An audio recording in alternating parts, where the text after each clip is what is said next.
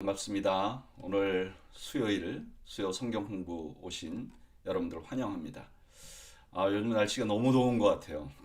그래서 여러분들 건강 조심하시기를 바라고, 또 이렇게 더운 날씨에 또 함께 수요일 성경 공부에 참여하신 여러분들께 감사드리고, 이 시간이 은혜의 시간이 되시기를 바랍니다. 우리 잠깐 기도하겠습니다.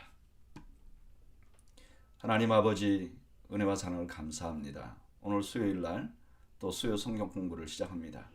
저희들과 함께 해주시고, 저희들이 말씀을 나누는 동안에 하나님 은혜를 더해 주시고 하나님께서 은총을 베풀어 주시옵소서. 예수님의 이름으로 기도하옵나이다. 아멘. 네, 여러분, 오늘은 사무엘하 8장에서 12장까지 함께 공부를 하도록 하겠습니다. 사무엘하 이제 8장이 되면 다윗의 그 인생의 전성기가 오게 됩니다. 다윗의 모든 그 삶의 전성기가 점점 오는 장면입니다.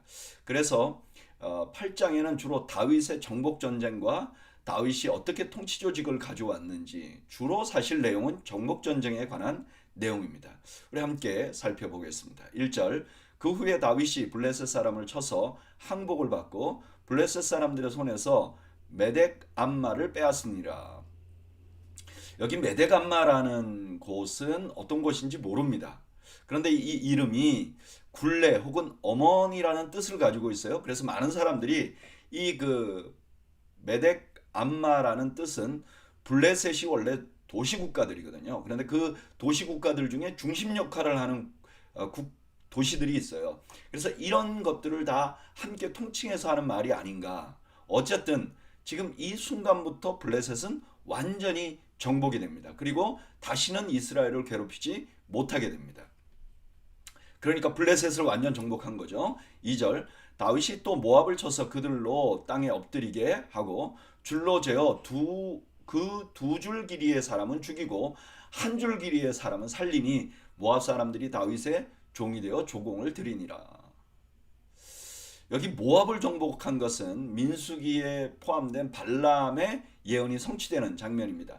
민수기 24장 17절에 보면 내가 그를 보아도 이때의 일이 아니며 내가 그를 바라보아도 가까운 일이 아니로다. 한 별이 야곱에게서 나오며 한 규가 이스라엘에게서 일어나 모압을 이쪽에서 저쪽까지 쳐서 무찌르고 또 셋의 자식들을 다 멸하리로다. 이렇게 말씀하십니다. 그러니까 지금 그 모압을 완전히 멸망시킬 것이다 하는 예언을 하게 되는 것입니다. 이 예언이 여기서 이루어진 거죠. 근데 여기 보면 약간 우리가 조금 이해가 안 되는 부분이 있어요. 사람을 놔두고 두 줄 길이의 사람을 죽이고 한 줄 길이의 사람을 살렸다? 많은 학자들은 이렇게 하긴 좀 어렵지 않았을까 하는 얘기를 합니다. 그래서 생각하기를 이렇게 생각해요. 이제 계속해서 저항을 하려고 했던 사람들이 있잖아요. 그래서 뭐 무기를 가지고 있고 이런 사람들은 다 죽이고, 그러나 어쨌든 다윗에게 항복한 사람들은 살려줬다. 그래서 좀 뭐랄까, 이거를 좀 우리가 이해하기 쉽게 이해할 만한 폭으로 이렇게 해석을 하려고 합니다. 근데 분명한 거는 있어요. 다윗이 조금 무리하게 사람을 죽인 것은 분명한 것 같습니다. 어쨌든 다윗은 모압을 완전히 정복해요. 3절에 보면 르홉의 아들 소바 왕 하닷 에셀이 자기 권세를 회복하려고 유브라데 강으로 갈 때 다윗이 그를 쳐서 그에게 마병 7,000명과 보병 2만 명을 사로잡고 병거 100대의 말만 남기고 다윗이 그 외의 병거의 말들은 다 발의 힘줄을 끊었더니, 유브라데까지 가는 것은 다윗이 유브라데 근처까지 정복한 것은 굉장히 의미가 있어요. 왜냐하면 창세기 15장 18절에 이런 예언이 있습니다. 그날에 여호와께서 아브라함과 더불어 언약을 세워 이르시되 내가 이 땅을 애굽 강에서부터 그 큰 강 유브라데까지 내 자손에게 주노니. 그러니까 하나님의 그 언약이 이루어진 것이죠. 근데 왜 다윗은 여기서 그 많은 말들, 병거를 다 취하지 않고 그 100마리만 남기고 다 죽였는가? 다 힘줄을 끊어버렸는가? 뭐 어떤 분들은 이렇게 얘기합니다. 이런 말들을 다 가져가면 이 말을 먹이고 또 이렇게 그 기르는데 비용이 너무 많이 든대요. 그래서 아마 꼭 필요한 만큼을 취하고 나머지는 전쟁에 다시 쓰이지 못하도록 그렇게 막았다. 이렇게 주장하는 학자들이 있습니다. 5절 다메섹의 아람 사람들이 소바왕 하닷 에설이 도우러 온지라 다윗이 아람 사람 2만 2천 명을 죽이고 다윗이 다메섹 아람의 수비대를 두매 아람 사람이 다윗의 종이 되어 조공을 바치니라 다윗이 어디로 가든지 여호와께서 이기게 하시니라. 아람이라는 국가예요. 굉장히 이스라엘을 괴롭혔던 앞으로도 괴롭힐 수 있는 국가인데 정복했다는 거예요. 근데 이 모든 정복을 하나님이 도우셨다는 거죠. 하나님이 하셔서 다윗이 이겼다는 거예요. 그런데 아까 보면 조금 다윗이 정복 전쟁을 하면서 이것까지도 하나님 뜻이었는지 좀 의문이 드는 그런 장면들이 있어요. 그러나 어쨌든 전체적으로 이 성경이 강조하는 바는 하나님이 도우셔서 다윗이 이겼다. 그러니까 이 다윗의 정복 전쟁의 실제의 힘은 하나님이셨다는 것을 분명하게 기록해 놓고 있습니다. 7절 다윗이 하다레셀의 신복들이 가진 금방패를 빼앗아 예루살렘으로 가져오고 또 다윗이 하다데셀의 고을 베다와 베로데에서 매우 많은 노술 빼앗으니라. 하맛 왕 도이가 다윗이 하다데셀의 온 군대를 처음 무찔렀다 함을 듣고 도이가 그의 아들 요람을 보내 다윗 왕에게 문안하고 축복하게 하니 이는 하다데셀이 도이와 더불어 전쟁이 있을 터에 다윗이 하다데셀을 쳐서 무찌른지라. 요압이 온 그릇과 은그릇과 금그릇과 녹그릇을 가지고 온지라. 지금 전쟁의 전리품들을 기록하잖아요. 11절 다윗이 그것도 여호와께 드리되 그가 정복한 모든 나라에서 얻은 금은 곧 아람과 모압과 암몬 자손과 블레셋 사람과 아말렉에게서 얻은 것들과 소바 왕 르호브의 아들 하닷 에셀에게서 노력한 것과 같이 드리니라. 다윗이 소금 골짜기에서 에돔 사람 18,000명을 쳐 죽이고 돌아와서 명성을 떨치니라. 다윗이 에돔의 수비대를 두되 온 에돔의 수비대를 두니 에돔 사람이 다 다윗의 종이 되니라. 다윗이 어디로 가든지 여호와께서 이기게 하셨더라. 다윗이 늘 승리를 했고요. 그 전리품은 하나님께 드립니다. 이건 무슨 뜻이죠? 다윗은 하나님의 종이라는 뜻이죠. 다윗이 하나님의 종이라는 걸 잊지 않으니까 하나님께서는 다윗을 도와서 전쟁에 이기게 하십니다. 그랬더니 다윗이 하나님이 도우셔서 전쟁에 이기게 했더니 에돔 사람들이 다윗의 종이 됩니다. 뭔지 아시겠죠? 우린 중간에 있어요. 그리고 위에 하나님이 계시고 아래 세상이 있어요. 우리가 하나님의 종일 때 아래 세상이 우리에게 종노릇하는 겁니다. 근데 반대로 우리가 하나님을 어기면 우리 아래에 있는 것들이 우리에게 순종하지 않습니다. 이게 물질이건 뭐든 이게 하나님 나라의 원리죠. 우리는 하나님의 종이고 하나님을 섬겨야 합니다. 그러면 하나님께서 우리를 이기게 하시고 우리가 세상을 다스릴 수 있도록 해주시는 것이죠. 15절 다윗이 온 이스라엘을 다윗이 모든 백성에게 정의와 공의를 행할세. 수르야의 아들 요압은 군사령관이 되고 아힐롯의 아들 여호사밧은 사관이 되고 아히두베의 아들 사독과 아비아달의 아들 아히멜렉은 제사장이 되고 스라야는 서기관이 되고 여호야다의 아들 브나냐는 그렛 사람과 블레셋 사람을 관할하고 다윗의 아들들은 대신들이 되니라. 지금 여기에 보면 다윗이 온 나라를 다스리는 원리 하나를 말합니다. 그게 정의와 공의예요. 근데 여러분 정의와 공의는요 하나님의 성품입니다. 다윗이 하나님의 성품을 보여주는 그런 정치를 했기 때문에 후에 이스라엘 사람들이 메시아 왕국이 어떤 나라일까? 하나님이 직접 다스리는 나라야. 그럼 하나님이 직접 다스리는 나라는 어떨까? 하나님의 성품이 드러나야지. 하나님의 성품이 드러난 때가 언제냐? 다윗 왕 때라는 거예요. 여러분 다윗 왕보다 더 큰 제국을 더 큰 땅을 차지한 때가 이스라엘 있었어요. 남과 북을 합치면 더 많은 땅이 있었던 때도 있었어요. 솔로몬 때가 더 커졌죠. 그런데 다윗 왕 때가 메시아 왕국의 모델이 됐던 것은 이렇게 하나님의 성품이 나라를 다스리는데 그대로 적용됐기 때문이에요. 여러분, 하나님의 종은요, 하나님을 섬겨야 하죠. 주일날 예배도 드리고 뭐 봉사생활도 하고 헌금생활도 하고 하나님께 대한 뭔가를 해야죠. 그러나 그것만으로는 부족한 거예요. 하나님의 종이 된, 하나님의 백성 된 사람들은 하나님의 성품을 닮아가야 돼요. 하나님의 성품을 이 땅에서 실천해 나가야 돼요. 다윗의 왕국은 그걸 보여준 것이죠. 여러분, 하나님의 나라, 우리가 하나님의 나라, 천국 너무 그리워하는 거죠. 아, 그리스도인들은 이 땅에 하나님 나라가 오게 해주시오 기도하잖아요. 근데 그 하나님 나라는 어떻게 해서 오는가? 뭐 정복해서 오는가? 우리 그리스도인들이 세상에 막 영향력이 커져서 오는가? 아니요. 우리가 사는 이 땅에서 하나님의 성품을 실천해 나가야 합니다. 우리가 하나님을 신실하게 섬기고 그 하나님의 성품을 이 땅에서 실천해 나갈 때 이 땅에 하나님의 나라가 임하는 거죠. 저는 이 원리가 가정에서 제일 먼저 드러날 수 있다고 생각합니다. 가정 안에서 신앙생활을 먼저 하는 사람, 그 사람이 남편이건 아내건 자식이건 부모건, 우리가 잘 섬겨야죠. 그리고 우리 안에서 하나님의 성품이 드러나야죠. 그러면 우리가 만들어가는, 우리가 사는 가정이 행복해지고 우리 교회가 행복해지고 우리 사회가 행복해지는 것이죠.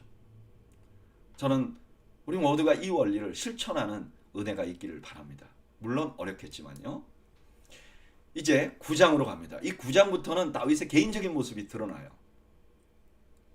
1절, 다윗이 이르되 사울의 집에 아직도 남은 사람이 있느냐? 내가 요나단으로 말미암아 그 사람에게 은총을 베풀리라 하니라. 다윗이 이제 평안해지니까 요나단을 기억해요. 그리고 요나단의 후손에게 은총을 베풀기를 원한다 그래요. 여기 은총이 헤세드입니다. 하나님이 자기 백성에게 보여주신 그 사랑을 이제 다윗이 또 보여주겠다는 거예요. 2절, 사울의 집에 종이 한 사람이 있었으니 그의 이름은 시바라. 그를 다윗이 앞으로 부르매 왕이 그에게 말하되 내가 시바냐 하니 이르되 당신의 종이니이다 하니라. 왕이 이르되 사울의 집에 아직도 남은 사람이 없느냐? 내가 그 사람에게 하나님의 은총을 베풀고자 하노라 하니 시바가 왕께 아뢰되 요나단의 아들 하나가 있는데 다리 저는 자니이다 하니라. 무비보셋이죠. 다리를 저는 사람이라고 이름을 말하지 않습니다. 왕이 그에게 말하되 그가 어디 있느냐 하니 시바가 왕께 이르되 로드발 암미엘의 아들 마길의 집에 있나이다 하니라. 다윗 왕이 사람을 보내 로드발 암미엘의 아들 마길의 집에서 그를 데려오니 사울의 손자 요나단의 아들 무비보셋이 다윗에게 나와 그 앞에 엎드려 절하매 다윗이 이르되 무비보셋이여 하니 그가 이르되 보소서 당신의 종이니이다. 다윗이 그에게 이르되 무서워하지 말라. 내가 반드시 내 아버지 요나단으로 말미암아 내게 은총을 베풀리라. 지금 하나님의 은총을 베푸는데 그 중간에 도구가 다윗이 되겠다는 거죠. 내가 내 할아버지 사울의 모든 밭을 내게 도로 주겠고 또 너는 항상 내 앞 상에서 떡을 먹을지니라 하니 그가 절하며 이르되 이 종이 무엇이기에 왕께서 죽은 개 같은 나를 돌보시나이까 하니라. 왕이 사울의 시종 시바를 불러 그에게 이르되 사울과 그의 온 집에 속한 것은 내가 다 내 주인의 아들에게 주었노니 너와 내 아들들과 내 종들은 그를 위하여 땅을 갈고 거두어 내 주인의 아들에게 양식을 대주어 먹게 하라. 그러나 내 주인의 아들 무비보셋은 항상 내 상에서 떡을 먹으리라 하니라. 시바는 아들이 15명이요 종이 20명이라. 시바가 왕께 이르되 내 주 왕께서 모든 일을 종에게 명하신 대로 종이 준행하겠나이다 하니라. 무비보셋은 왕자 중 하나처럼 왕의 상에서 먹으니라. 무비보셋에게 어린 아들 하나가 있으니 이름은 미가더라. 시바의 집에 사는 자마다 무비보셋의 종이 되니라. 무비보셋이 항상 왕의 상에서 먹음으로 예루살렘에 사니라. 그는 두 발을 다 절었더라. 다윗이 하나님의 왕국을 이렇게 건설해 나가잖아요. 그리고 다 건설한 후에 다윗이 하나님의 성품, 그러니까 헤세드를, 자기를 도와주었던 그 요나단에게 그 은혜를 갚기 위하여 또 헤세드를 보여줍니다. 하나님의 헤세드를 자기가 실천하는 거예요. 여러분, 하나님의 나라 왕국은 하나님의 성품을 실천하는 거예요. 우리 조금 아까도 제가 말씀드렸지만 하나님의 나라는 하나님의 성품을 실천하는 것으로부터 옵니다. 그래서 신약 성경들을 보면, 특별히 로마서나 뭐 에베소서나 이렇게 보면요, 교리를 말해요. 원리를 말해요. 우리가 신앙생활하는 원리를 말해요. 그런 다음에 반드시 말하는 게 뭐냐면 어떻게 살아야 되는가. 여러분, 우리가 아무리 잘못 믿는다 하더라도 우리의 삶에서 그리스도의 향기가 나타나고 우리의 삶의 방법이 하나님이 원하시는 대로 하나님의 성품에 따라 살지 못하면 그건 믿음이 없는 거죠. 그 사람은 이 땅에서 하나님의 나라를, 천국을 경험할 수 없는 거죠. 저는 이제 신앙생활 하는 분들이 많이 그런 얘기를 해요. 제가 이제 신앙생활을 하면서 이렇게 하나님 잘 섬기는데, 목사님, 저는 평안도 없고 정말 내가 하나님 믿지만 저는 너무 힘들게 삽니다. 어떤 분들은 그런 분들이 있어요. 하나님을 믿지만 하나님께서 특별한 뜻이 있어서 고난 가운데 있게 하는 분들이 있어요. 사도 바울이라든지 주기철 목사님이라든지 그런 분들이 계시잖아요. 그런데 그런 특별한 사명이 있는 분들을 제외하고는 많은 경우 우리 자신이 믿는 것과 사는 것이 균형이 없는 거예요. 그러니까 믿기는 하나님을 믿는데 사는 것은 다른 신을 믿는 것처럼 살아나가요. 그래서 내가 스스로 나의 삶을 망가뜨리고 나를 불행하게 만드는 경우가 많이 있어요. 그래서 신앙생활 할 때 참 중요한 건 뭐냐면, 내가 하나님을 제대로 믿고 있는가, 내가 믿고 있는 하나님을 내가 제대로 알고 있는가 중요하고, 두 번째로 나의 삶은 무엇을 기준으로 해서 살고 있는가. 나의 삶이 하나님을 기준으로 해서 하나님이 원하시는 대로 사는가, 아니면 세상이 생각하는 대로 내가 사는가. 우리가 그런 삶을 좀 돌아보기를 바랍니다. 그리고 하나님이 원하시는 대로 하나님의 성품대로 살아가기로 몸부림치시는 여러분들이 되시기를 주님의 이름으로 축복합니다. 이것이야말로 축복이에요. 기독교인의 축복이 뭐냐? 기도했더니 뭐를 얻었다, 그게 아니라 내가 하나님의 성품대로 살아서 하나님의 나라가 내게 임하는 것을 내가 경험하며 산다. 이게 축복이죠. 저는 이런 축복이 여러분들에게 있으시기를 주님의 이름으로 축복합니다. 이제 10장에는 암몬 사람들과 하는 전쟁의 이야기가 나오는데요. 이 암몬 사람들과의 전쟁이 후에 밧세바 사건의 배경이 됩니다. 한번 살펴보겠습니다. 1절. 그 후에 암몬 자손의 왕이 죽고 그의 아들 하눈이 대신하여 왕이 되니 다윗이 이르되 내가 나하스의 아들 하눈에게 은총을 베풀되 그의 아버지가 내게 은총을 베푼 것 같이 하리라 하고, 다윗이 그의 신하를 보내 그의 아버지를 조상하라 하니라. 다윗의 신하들은 암몬 자손의 땅에 이름에, 다윗이 그 암몬 왕이 죽으니까 조문을 하러 사람을 보냈죠. 이게 당연한 거죠. 3절. 암몬 자손의 관리들이 그들의 주 하눈에게 말하되 왕은 다윗의 조객을 당신에게 보낸 것이 왕의 아버지를 공경함인 줄로 여기시나이까. 다윗이 그의 신하를 당신에게 보내 이 성을 엿보고 탐지하여 함락시키고자 함이 아니니까 하니, 이에 하눈이 다윗의 신하들을 잡아 그들의 수염 절반을 깎고 그들의 의복의 중동 볼기까지 자르고 돌려보내매 사람들이 이 일을 다윗에게 알리니라. 그 사람들이 크게 부끄러워하므로 왕이 그들을 맞으러 보내 이르기를 너희는 수염이 자라기까지 여리고에서 머물다가 돌아오라 하니라. 참, 이 하눈이라는 사람은 참 불행한 것 같아요. 그 주변에 지혜로운 사람이 없어요. 여러분, 우리는요 다 부족해요. 그래서 우리 주변에 누가 있는가가 참 중요합니다. 우린 가끔 그런 기도를 해야 될 것 같아요. 하나님, 내 주변에 하나님 앞에 올바로, 또 나를 더 하나님 앞에 올바로 살 수 있게 만들어주는 형제와 자매를 보내주십시오. 한우는 주변에 있는 사람들의 잘못된 권고로 한 번에 굉장히 큰 불행을 자초하게 됩니다. 6절 암몬 자손들이 자기들이 다윗에게 미움이 된 줄 알고 암몬 자손들이 사람을 보내 벳르홉 아람 사람과 소바 아람 사람의 보병 2만 명과 마아가 왕과 그의 사람 1000명과 돕 사람 12,000명을 고용한지라. 다윗이 듣고 요압과 용사의 온 무리를 보내매 암몬 사람은 나와서 성문 어귀에 진을 쳤고 소바와 르홉 아람 사람과 돕과 마아가 사람들은 따로 들에 있더라. 암몬 사람들은요 용병을 사서 전쟁을 이제 준비합니다. 이게 큰 문제가 됐다고 알고 준비를 하죠. 1차 전쟁에서 아람과 암몬은 다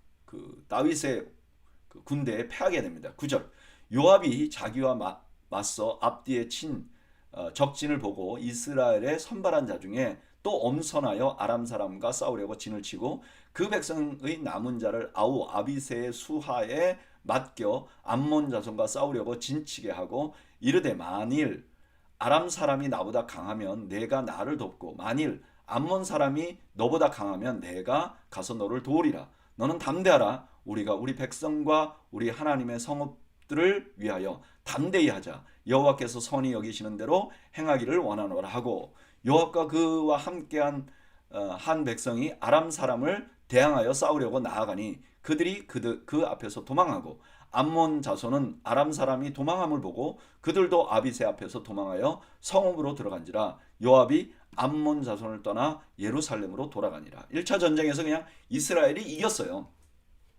그리고 2차 전쟁이 있는데 용병이었던 이제 아람 사람들을 치는 겁니다. 15절 아람 사람이 자기가 이스라엘 앞에서 패하였음을 보고 다 모임에 하닷 에셀이 사람을 보내 강 건너쪽에 있는 아람 사람들을 불러내매 그들이 할람에 이르니 하닷 에셀의 군 사령관 소박이 그들을 거느린지라. 어떤 사람이 다윗에게 알림해 그가 온 이스라엘을 모으고 요단을 건너 할람에 이름에 아람 사람들이 다윗을 향하여 진을 치고 더불어 싸우더니 아람 사람이 이스라엘 앞에서 도망한지라. 다윗이 아람 병과 700대와 마병 4만을 죽이고 또 군사령관 소박을 치매 거기서 죽으니라. 하다데셀에게 속한 왕들이 자기가 이스라엘 앞에서 패함을 보고 이스라엘과 화친하고 성기니 그러므로 아람 사람이 두려워하여 다시는 암몬 사람을 돕지 아니하니라.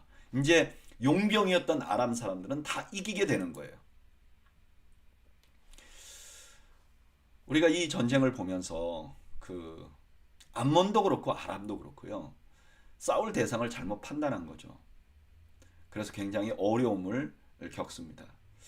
우리는 무언가 판단할 때 무엇을 의지하는지 우리 한번 우리 자신을 이런 말씀 묵상하면서 좀 돌아볼 필요가 있는 것 같아요. 자, 이제 11장 다윗의 인생의 가장 치명적인 그런 사건이 시작됩니다. 1절 그 해가 돌아와 왕들이 출전할 때가 되매 다윗이 요압과 그에게 있는 부하들과 온 이스라엘 군대를 보내니 그들이 암몬 자손을 멸하고 랍바를 에워쌌고 다윗은 예루살렘에 그대로 있더라. 왕들이 출전할 때가 되었다 하는 말은 이런 뜻입니다. 당시의 왕들은요, 이게 전쟁은 참 봄에 이루어졌어요. 왜 그러냐면 겨울에는 여기가 비가 많이 와요. 굉장히 춥고 또 이게 땅이 지려갖고 전쟁 자체가 쉽지 않아요. 그리고 이제 봄이 지나서 수확기가 돼버리면 남자들은 동원하기가 굉장히 어려워요. 이게 만약에 남자들 그때 동원했다 그러면 전쟁에 이겨서 돌아와도 먹을 게 쉽지 없는 거예요. 그래서 왕들이 대부분 전쟁을 할 때 이제 우기가 끝나고 추수기가 되는 그 사이가 이제 전쟁을 하기가 쉬워요. 그래서 전쟁을 하다가도 멈추고 이제 그 기간이 지나고 나서 농사를 짓는다든지 추수를 한다든지 그러고 나서 다시 전쟁을 하는 거죠. 그러니까 지금 그럴 때가 되었다는 거예요. 근데 다윗은요, 예루살렘에 그대로 있어요. 여러분, 원래 왕을 뽑을 때 어땠죠? 왕을 뽑을 때 왕이 전쟁에 나가서 먼저 싸우는 거를 위해서 뽑았어요. 근데 다윗이 지금 직무유기를 하고 있는 거죠. 그냥 쉬고 있는 거예요. 저는 그냥 이 말씀 묵상하면서 준비하면서 이런 생각이 들더라고요. 여가를 어떻게 보내는가 참 중요하다. 사람이 너무 바쁘면요, 뭐 사실 어떤 일이 일어나지도 않아요. 근데 좀 시간이 나면 이게 사고가 나는 거예요. 2절.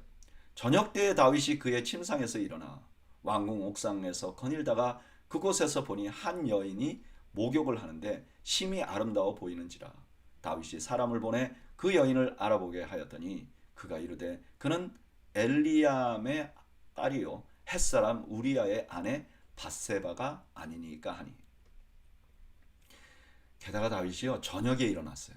얼마나 게으릅니까? 지금 군사들은 다 전쟁에 나가 있는데 자기는 저녁까지 잔 거예요. 그리고 여인을 보고 그 다음에 그 여인이 누구냐고 물었는데 엘리암의 딸이라고 말합니다. 여러분 이 엘리암은요 아히도벨이라는 사람의 아들이에요. 그리고 다윗의 용맹한 장수였습니다. 사무엘하 23장 34절에 보면 다윗의 용사들을 기록하는데 마아가 사람의 손자 아이스베의 아들 엘리벨렉과 길로 사람 아히도벨의 아들 엘리암과 이렇게 말합니다. 그러니까 엘리암도 이미 다윗의 아주 충성된 용장이었어요. 거기다가 아히도벨은 누구냐? 아히도벨은요 다윗의 모사였어요. 역대상 27장 33절에 보면 아히도벨은 왕의 모사가 되었고 여기 모사는요 왕의 최측근이에요. 그런데 이 사람의 딸이라는 걸 알고 더군다나 이 사람이 유부녀라는 걸 알고도 뺏은 거죠. 아마 이것이 아히도벨에게 깊은 상처가 됐고 원한이 맺혔던 것 같아요. 그래서 아히도벨이요 나중에 압살롬을 도와서 다윗 왕에게 반역을 합니다. 그리고 그 아히도벨이 압살롬을 시켜서 다윗의 후궁들을 백주 대낮에 강간하라고 말합니다. 조언합니다.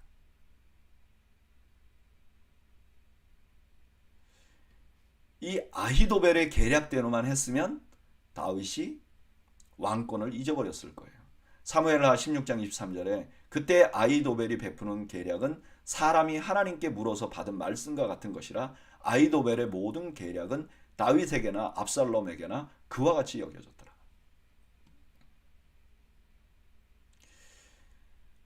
다윗의 이 일은 자기를 충성되게 섬기는 자기의 동료들에게 마음의 못을 받는 인간적으로도 해서는 안 되는 일이고 더군다나 유부녀였으니까 더군다나 그러면 안 됐죠.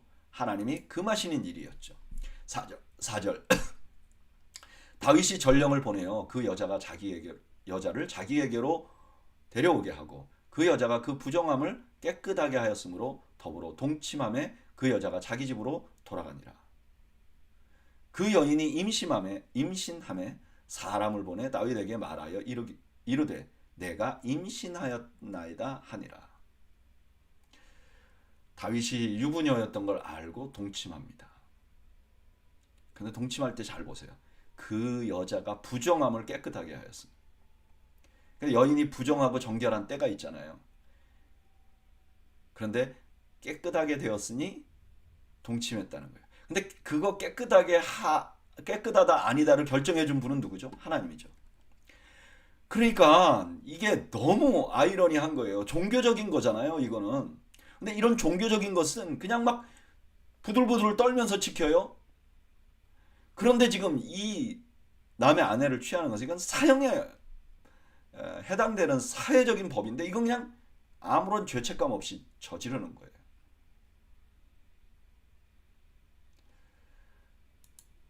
6절 다윗이 요압에게 기별하여 햇사람 우리아를 내게 보내라 하매 요압이 우리아를 다윗에게 보내니 우리아가 다윗에게 이르매 다윗이 요압의 안부와 군사의 안부와 싸움이 어땠는지를 묻고 그가 또 우리아에게 이르되 내 집으로 돌아가서 발을 씻으라 하니 우리아가 왕궁에서 나가매 왕의 음식물이 뒤따라 가니라.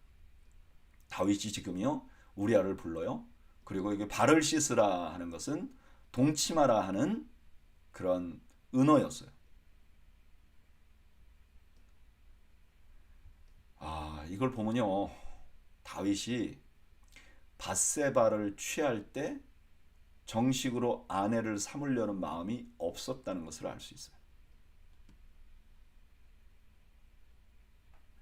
단순히 자기의 죄를 가리려고 하는 게 아니라 처음부터 밧세바를 책임 있게 다루지 않으려고 했던, 그냥 유희했던 다윗의 모습이 보이는 거죠. 그리고 자기의 죄를 은폐하려고 하는 다윗의 모습이 보이는 거죠. 9절. 그러나 우리아는 집으로 내려가지 아니하고 왕궁 문에서 그의 주의 모든 부하들과 더불어 잔지라. 어떤 사람이 다윗에게 아뢰되 우리아가 그의 집으로 내려가지 아니하였나이다. 다윗이 우리아에게 이르되 내가 길 가다가 돌아온 것이 아니냐, 어찌하여 내 집으로 내려가지 아니하였느냐 하니, 우리아가 다윗에게 아뢰되 언약궤와 이스라엘과 유다가 야영 중에 있고 내 주 요압과 내 왕의 부하들이 바깥들에서 진치고 있거늘 내가 어찌 내 집으로 가서 먹고 마시며 내 처와 같이 자리이까. 내가 이 일을 행하지 아니하기로 왕의 살아계심과 왕의 혼의 살아계심을 두고 맹세하였나이다 하니라. 다윗은 이 우리아의 말을 듣고 자기가 참 왕이신 하나님 앞에 어떤 사람인지를 돌아보아야 했습니다. 다윗의 그 범죄, 우리아의 아내를 범한 범죄는요, 그냥 다윗이 왕인데 어떤 남의 아내를 빼앗았다 이런 게 아니라 다윗이 더 이상 하나님의 종으로서 자세를 잃어버렸다는 것을 의미하는 것입니다. 그러면 하나님의 나라 왕국이 아닌 것이죠. 12절. 다윗이 우리아에게 이르되 오늘도 여기 있으라, 내일은 내가 너를 보내리라. 우리아가 그날에 예루살렘에 머무리라. 이튿날 다윗이 그를 불러 그로 그 앞에서 먹고 마시고 취하게 하니 저녁 때에 그가 나가서 그의 주의 부하들과 더불어 침상에 눕고 그의 집으로 내려가지 아니하니라.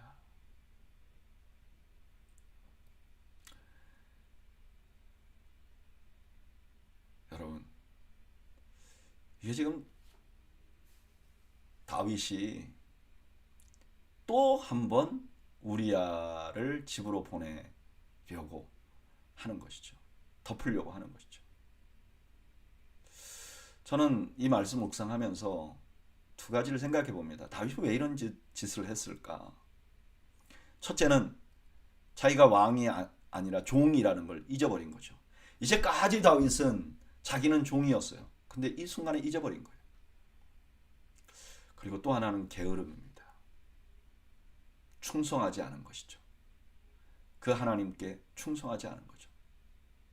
게으르니까 문제가 생긴 거예요. 저는 이 게으름이라는 것이 우리의 영적 생활에 굉장히 큰 적이라고 생각합니다. 게으름은 하나님의 나라의 일을 잘 안 되게 하는가 동시에 나 자신을 타락하게 만드는 역할을 하기가 너무 쉬워요.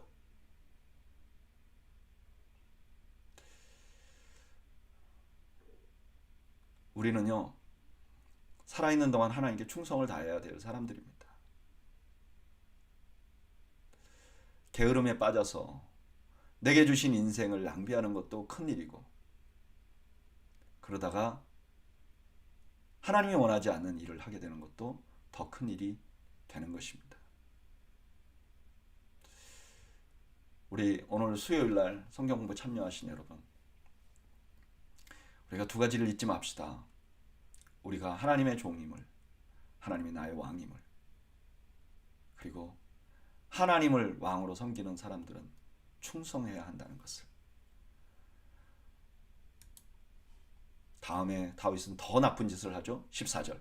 아침이 되매 다윗이 편지를 써서 우리아의 손에 들려 요압에게 보내니 그 편지에 써서 이르기를 너희가 우리아를 맹렬한 싸움에 앞세워 두고 너희는 뒤로 물러가서 그로 말미암아 죽게 하라 하더라. 요압이 그 성을 살펴 용사들이 있는 것을 아는 그 곳에 우리아를 두니 그 성 사람들이 나와서 요압과 더불어 싸울 때 다윗의 부하 중 몇 사람이 엎드려지고 햇사람 우리아도 죽으니라. 우리아를 죽이라는 편지를 요압에게 보내고요. 요압은 그렇게 합니다. 덕분에 요압은 다윗에게 충성심을 보여줄 수 있었지만 우리아는 슬프게 죽어갔고, 이 우리아와 함께 죽어간 많은 사람들이 있었던 거죠. 다윗은 자기의 흠을 덮기 위하여 수많은 사람들을 죽게 만든 것입니다. 18절, 요압이 사람을 보내어 그 전쟁의 모든 일을 다윗에게 보고할세 그 전령에게 명령하여 이르되 전쟁의 모든 일을 내가 왕께 보고하기를 마친 후에 혹시 왕이 노하여 내게 말씀하시기를 너희가 어찌하여 성에 그처럼 가까이 가서 싸웠느냐, 그들이 그 성 위에서 쏠 줄을 알지 못하였느냐, 여룻베셋의 아들 아비멜렉을 쳐 죽인 자가 누구냐, 여인 하나가 성에서 맷돌 윗짝을 그 위에 던짐에 그가 데벳스에서 죽지 아니하였느냐, 어찌하여 성에 가까이 갔더냐 하시거든 내가 말하기를 왕의 종 햇사람 우리아도 죽었나이다 하라. 지금 요압은요 분명히 다윗에게 충성을 다했지만 무언가 자기만 아는 비밀이 생겨버린 겁니다. 그래서 전과를 보고할 때 자기가 이번 전쟁에서는 좀 잘 못했습니다. 그러나 우리아가 죽었습니다. 당신이 시킨 대로, 이런 말을 하는 거죠. 22절, 전령이 가서 다윗에게 이르러 요압이 그를 보낸 모든 일을 다윗에게 아뢰어 이르되 그 사람들이 우리보다 우세하여 우리를 향하여 들로 나오므로 우리가 그들을 쳐서 성문 어기까지 미쳤더니 활 쏘는 자들이 성 위에서 왕의 부하들을 향하여 쏘매 왕의 부하 중 몇 사람이 죽고 왕의 종 햇사람 우리아도 죽었나이다 하니 다윗이 전령에게 이르되 너는 요압에게 이같이 말하기를 이 일로 걱정하지 말라. 칼은 이 사람이나 저 사람이나 삼키느니라. 그 성을 향하여 더욱 힘써 싸워 함락시키라 하여 너는 그를 담대하게 하라 하니라. 칼은 이 사람이나 저 사람이나 삼키느니라. 다윗이 지금 철면피가 되어버린 거죠. 26절, 우리아의 아내는 그의 남편 우리아가 죽었음을 듣고 그의 남편을 위하여 소리내어 우니라. 여기 성경은 밧세바를 밧세바라 부르지 않고 우리아의 아내라고 부릅니다. 이건 신약 성경에서도 마찬가지예요. 예수님의 족보에 여인이 4명 나옵니다. 그런데 나머지 사람은 다 이름을 부르는데 딱 한 사람, 밧세바만 우리아의 아내라고 부릅니다.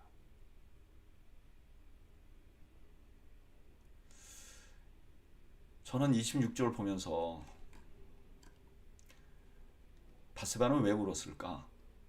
미안해서 울었을까?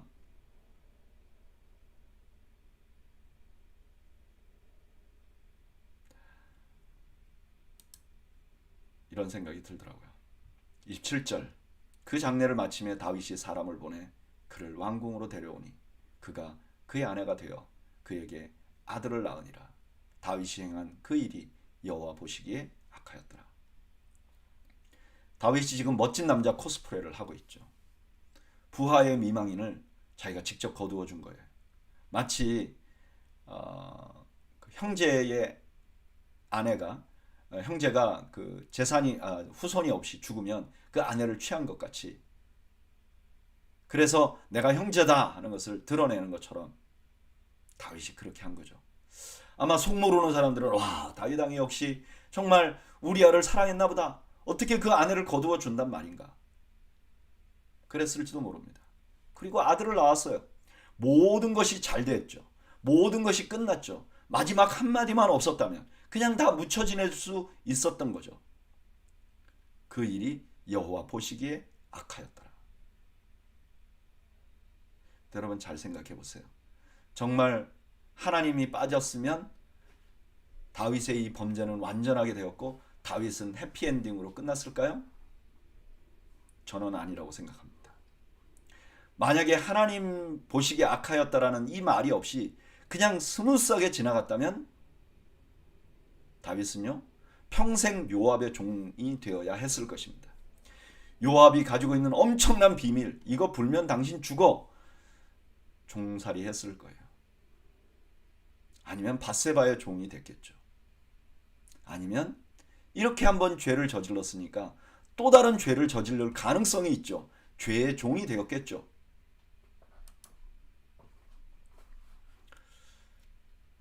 하나님의 단호한 평가는 다윗에게 저주가 아니었습니다. 여러분, 우리의 삶을 평가하시는 하나님이 계신 것은 우리에게 저주가 아닙니다. 믿으시기를 바랍니다. 하나님이 우리의 행동을 다 본다는 거 두렵죠? 저도 두려워요. 하나님이 내가 한 일을 다 안다? 저도 두려워요. 하나님이 그걸 평가한다? 저도 두려워요. 그러나 더 두려운 것은요, 그냥 놔두는 겁니다. 그냥 방치하는 것이에요. 그러면 영원히 그 죄의 종이 되고 하나님이 아닌 다른 것에 종살이 하는 것입니다. 하나님은 우리를 평가하십니다. 저는 여러분들이 이것에 관해서 감사해야 할 수 있는 저와 여러분들이 되시기를 바랍니다. 12장 1절 여호와께서 나단을 다윗에게 보내시니 그가 다윗에게 가서 그에게 이르되 한 성읍에 두 사람이 있는데 한 사람은 부하고 한 사람은 가난하니. 하나님이 나단을 다윗에게 보내요. 하나님이 보내시는 것은 축복입니다. 하나님이 나단을 보내신 것은 다윗에게 기회를 준 거예요. 여러분, 우리가 살면서 말씀에 부딪히는 거 있죠. 이것이야말로 큰 축복입니다.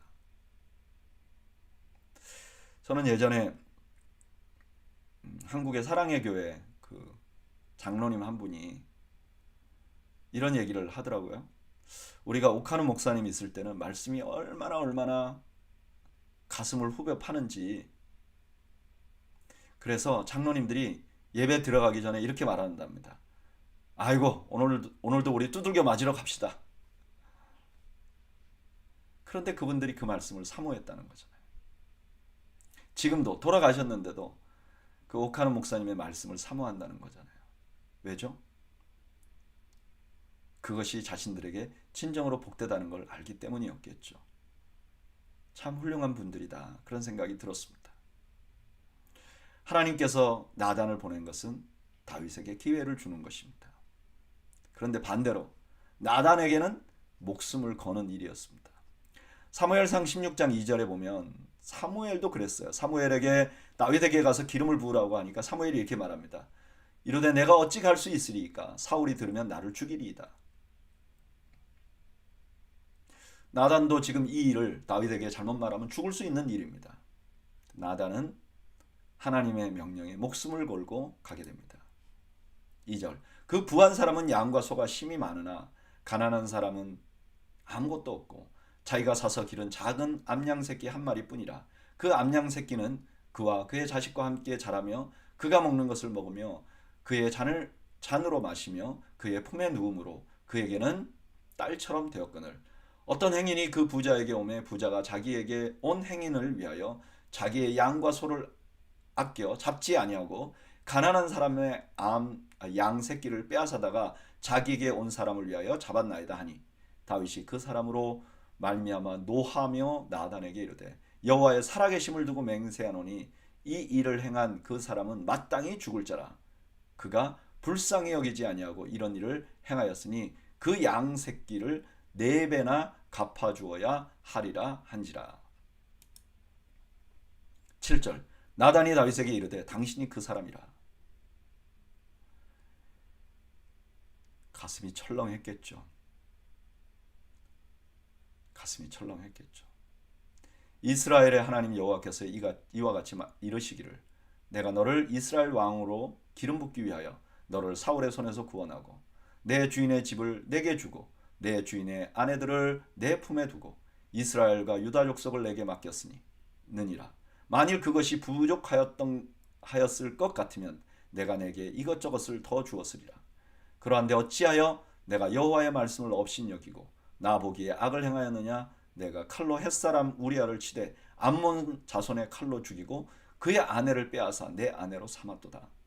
이제 내가 나를 업신여기고 햇사람 우리아의 아내를 빼앗아 내 아내로 삼았은즉 칼이 내 집에서 영원토록 떠나지 아니하리라 하셨고,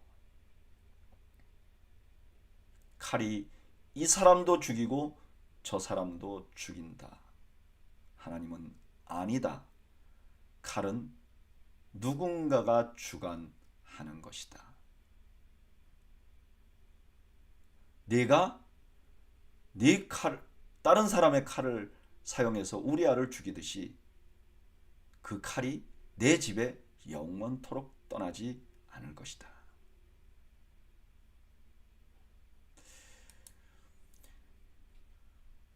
11절 여호와께서 또 이와 같이 이르시기를 보라 내가 너와 내 집에 재앙을 일으키고 내가 내 눈앞에서 내 아내들을 빼앗아 내 이웃들에게 주리니 그 사람들이 내 아내들과 더불어 백주에 동침하리라.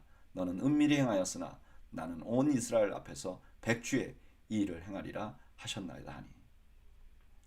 다윗의 죄의 근본은 하나님을 업신여긴 거예요. 하나님을 업신여긴 거죠. 그리고 여기 하나님께서 말씀하신 벌이 그 아들 압살롬에 의해서 시행되고 그 압살롬이 그렇게 하도록 말한 사람은 아히도벨이었습니다.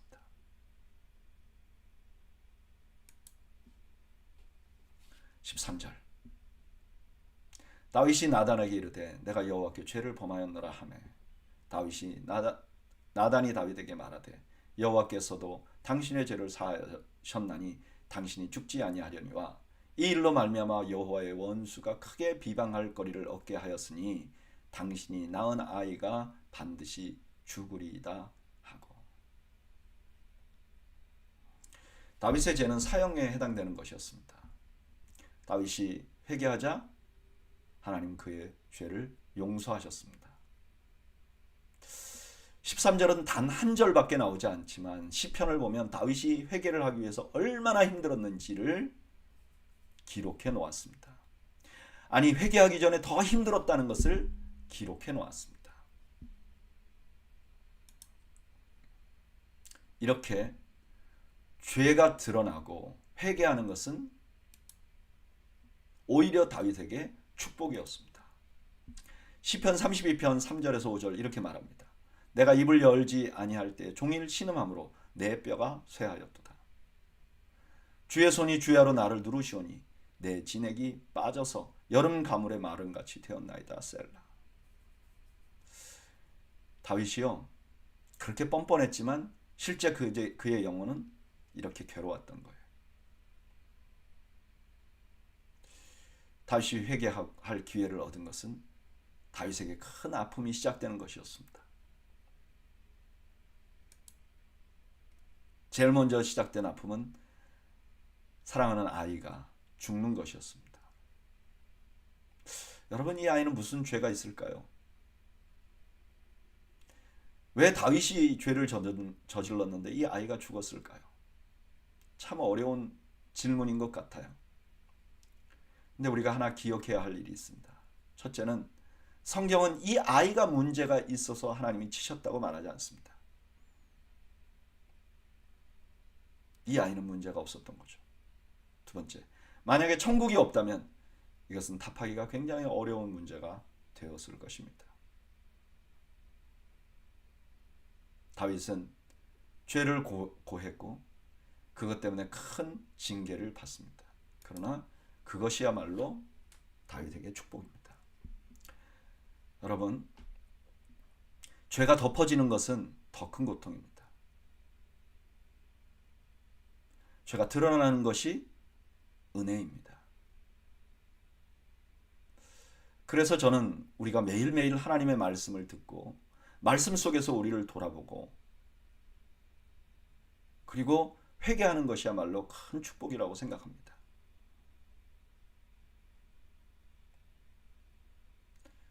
때때로는 내가 잘못한 것 때문에 내가 그 대가를 받아야 될 때도 있습니다.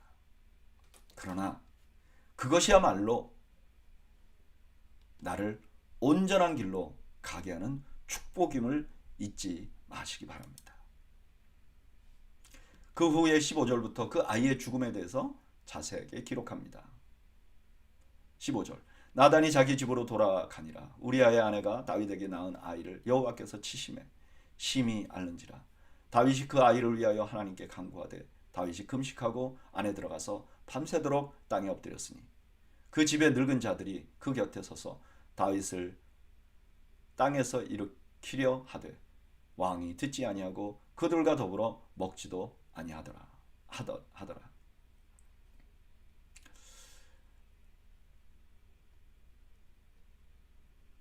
아이의 죽음은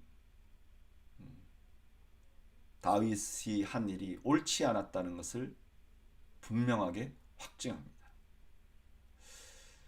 이 아이가 고통스러워하니까 앓으니까 다윗이 그것 때문에 금식하며 하나님 앞에 매달립니다. 18절 이래 만에 그 아이가 죽으니라. 그러나 다윗의 신하들이 아이가 죽은 것을 왕에게 아뢰기를 두려워하니 이는 그들이 말하기를 아이가 살았을 때에 우리가 그에게 말하여도 왕이 그 말을 듣지 아니하였나니 어떻게 그 아이가 죽은 것을 그에게 아뢰을 수 있으랴. 왕이 상심하시리로다 함이라. 다윗이 그의 신하들이 서로 수군거리는 것을 보고 그 아이가 죽은 줄을 다윗이 깨닫고 그의 신하들에게 묻되 아이가 죽었느냐 하니 대답하되 죽었나이다 하는지라. 다윗이 땅에서 일어나 몸을 씻고 기름을 바르고 의복을 갈아입고 여호와의 전에 들어가서 경배하고 왕궁으로 돌아와 명령하여 음식을 그 앞에 차리게 하고 먹는지라. 그의 신하들이 그에게 이르되 아이가 살았을 때에는 그를 위하여 금식하고 우시더니 죽은 후에는 일어나 잡수시니 이 일이 어찌 됨이니까 하니 이르되 아이가 살았을 때에 내가 금식하고 우은 것은 혹시 여호와께서 나를 불쌍히 여기사 아이를 살려주실지 누가 알까 함이었거니와 지금은 죽었으니 내가 어찌 금식하라 하랴. 내가 다시 돌아오게 할 수 있느냐. 나는 그에게로 가려니와 그는 내게로 돌아오지 아니하리라 하니라. 다윗이 뭐가 변했죠? 다윗이 다시 종으로 돌아왔습니다. 다윗의 회개는 다윗을 다시 하나님의 종으로 돌아오게 했습니다. 다윗이 아이가 아픈 것이 얼마나 힘들었겠습니까? 그런데 그 아이가 죽고 나자 하나님께서 그렇게 하신 것을 받아들이고 순종합니다. 나는 그에게로 가려니와 그는 내게로 돌아오지 아니하리라. 자기의 분명한 한계를 알고 하나님 앞에 굴복하는 것입니다. 24절 다윗이 그의 아내 밧세바를 위로하고 그에게 들어가 그와 동침하였더니 그가 아들을 낳음에 그의 이름을 솔로몬이라 하니라. 여호와께서 그를 사랑하사 선지자 나단을 보내 그의 이름을 여디디야라 하시니 이는 여호와께서 사랑하셨기 때문이더라. 그동안 기록하지 않았지만 첫째 아이가 죽음으로 밧세바가 굉장히 고통스러웠던 것 같습니다. 하나님께서 회개한 다윗에게 아들을 낳게 합니다. 그 아들이 솔로몬이죠. 다윗의 왕권을 이어받은 솔로몬. 솔로몬이라고 이미 이름을 지었는데 하나님께서는 선지자를 보내십니다. 그리고 그 이름을 너희가 부를 때에 여디디야라 부르라고 합니다. 여디디야, 하나님이 사랑한다. 여러분, 여디디야라는 이름은 누가 제일 많이 불렀을까요? 아마 다윗과 밧세바가 아니었을까요?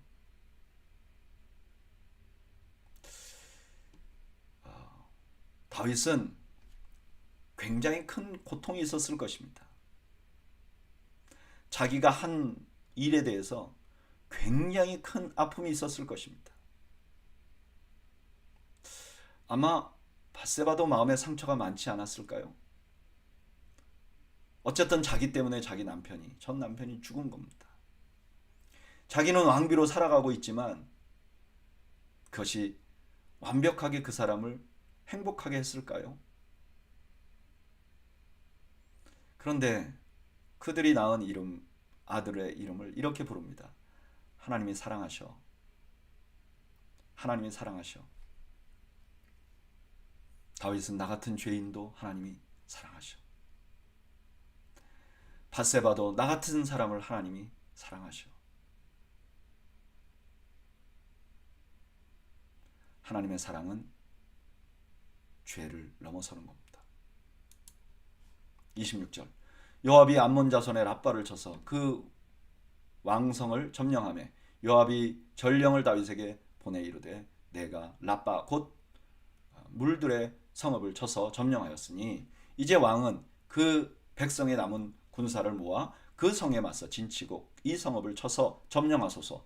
내가 이 성을 점령하면 이 성읍이 내 이름으로 일컬음을 받을까 두려워함이니이다 하니 다윗이 모든 군사를 모아 랍바로 가서 그곳에서 쳐서 점령하고 그 왕의 머리에서 보석 박힌 왕관을 가져오니 그 중량이 금 한 달란트라. 왕이 자기의 머리에 쓰니라. 다윗이 또 그 성읍에서 노력한 물건을 무수히 내오니 그 안에 많은 백성들을 끌어내어 톱질과 썰애질과 도끼질과 벽돌구이를 그들에게 하게 하니라. 암몬 자손의 모든 성읍을 이같이 하고 다윗과 모든 백성이 예루살렘으로 돌아가니라. 아멘. 이제 암몬 전쟁이 마무리돼요.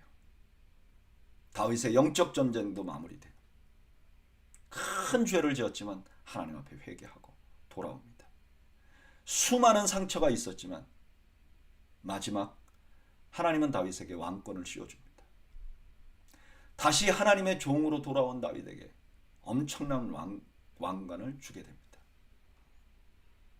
이게 하나님 나라입니다. 여러분, 하나님 나라는 우리가 하나님의 성품을 실천해야 됩니다. 하나님을 왕으로 섬겨야 합니다. 그런데 우리가 그럼에도 불구하고 우리가 부족해서 죄를 질 수 있습니다. 어떤 때는 나의 잘못이 너무 치명적인 것 같이 보일 수도 있습니다. 그러나 잊지 마십시오. 하나님의 은혜는 그 가운데도 흘러내리고 있습니다. 우리가 회개하면 우리 하나님은 미쁘시고 의로우사 우리의 죄를 다 용서하시고 우리를 회복시킬 수 있으신 분입니다. 그래서 우리가 회개할 수 있는 것이죠. 다윗의 이 사건은 다윗에게도 오늘을 사는 우리에게도 너무나 귀한 교훈이 됩니다. 우리가 하나님 나라에서 산다는 것, 이 땅을 살면서 천국을 경험한다는 것은 우리가 이렇게 하나님 앞에 회개하는 것이죠. 그래서 예수님께서 이렇게 말씀하신 것입니다. 회개하라, 천국이 가까워 왔느니라. 회개하라, 그러면 너희가 이 땅에서 천국을 살 수 있을 것이다. 저는 여러분들에게 그 천국이 경험되는 은혜가 있기를 주님의 이름으로 축복합니다. 기도하겠습니다. 하나님, 우리가 큰 죄인 되었을 때 우리를 사랑하시고 구원의 은혜를 베푸신 하나님, 우리가 날마다 살아가며 죄악 가운데 살 때 하나님의 은혜를 기억하고 회개하는 저희들이 되게 하시고 주님의 회복을 날마다 경험하는 우리 모두가 될 수 있도록 은혜를 베풀어 주시옵소서. 예수님의 이름으로 기도하옵나이다. 아멘. 이상으로 오늘 수요 성경부를 모두 마치겠습니다. 여러분, 더운 날씨에 건강 조심하시고 물 많이 마시시고 또 우리가 주의 은혜 가운데 저녁 보내시기를 바랍니다. 감사합니다.